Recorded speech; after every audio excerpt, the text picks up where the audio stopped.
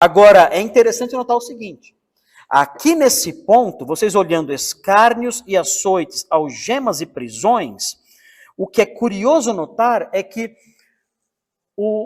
os leitores de Hebreus não precisavam lembrar de nenhum personagem histórico distante ao olhar para achar alguém que tenha passado por isso pela fé.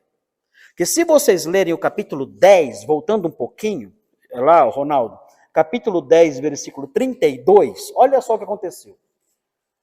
Capítulo 10, versículo 32 a 34. Eles não precisavam de exemplos históricos. Eles tinham conhecido gente que passou por isso pela fé. Olha só, lembrai-vos, porém, dos dias anteriores, em que depois de iluminados, olha, sustentastes grande luta e sofrimentos. Eles conheciam pessoas que tinham enfrentado isso e eles próprios, talvez alguns dos leitores, tinham passado por isso. Ora, expostos como espetáculo, olha aqui, ó, o escárnio, a zombaria.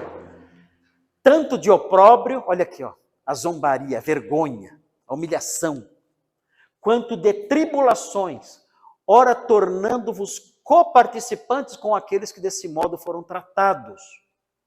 Porque não somente compadecestes dos, olha aí, encarcerados.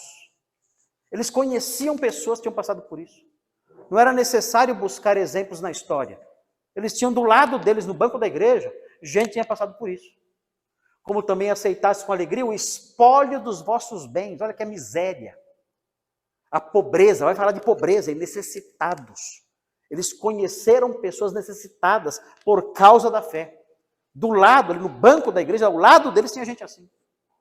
Tendo ciência de possuirdes vós mesmos patrimônio superior e durável. Então é interessante observar isso. Ele está buscando exemplos na história, mas na própria igreja tinha gente que tinha passado por isso. Pela fé. Ou 13:3. 13:3, cadê? Aí. Lembrai-vos dos encarcerados. Quem são esses encarcerados? É o pessoal que roubou e foi preso? É o pessoal que matou e foi preso? Não. Esses aí têm que estar encarcerados. Esses aí o apóstolo Paulo fala. Você não quer ter medo da autoridade? Faça o bem. Se você fizer o mal, tema. Porque não é sem motivo que a autoridade traz a espada. Então, Paulo está dizendo com isso que as pessoas que cometem crimes têm sim que sofrer. Já pensou se eu coloco isso na internet? Meu Deus. Mas é o que Paulo fala expressamente. Olha, Deus colocou a autoridade para que a autoridade engendre medo nos que fazem o mal. E se você fizer o mal, tema, porque não é sem motivo que a autoridade, ministro de Deus, vai trazer a espada. Só que espada não é símbolo de prisão. Espada é símbolo do quê? É morte. Se você faz o mal, o ministro de Deus, que Deus colocou como vingador, vai trazer a espada, e não é sem motivo. E você vai ser morto e tema, porque isso é o que Deus colocou. Então, tá lá. Na Bíblia, aliás, não existe pena de prisão. Na Bíblia. Não existe. Na Bíblia tem duas penas. Morte ou o exílio.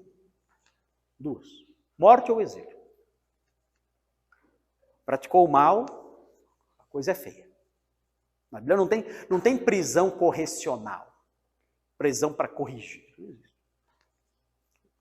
A coisa é feia. Na Bíblia é pesado. E tanto o Velho como o Novo Testamento. O texto que eu falei é Romanos 13, Novo Testamento.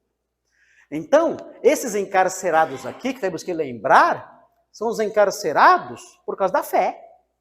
É quem está preso porque é fiel a Cristo. E o autor fala que eles estavam ainda encarcerados. Lembrai-vos dos encarcerados, como se presos com ele, dos que sofrem maus tratos, como se com efeito vós mesmos em pessoa fosseis os maltratados. Quem são os que sofrem maus tratos? Os crentes, por causa da sua fé. É nisso que ele está pensando aqui.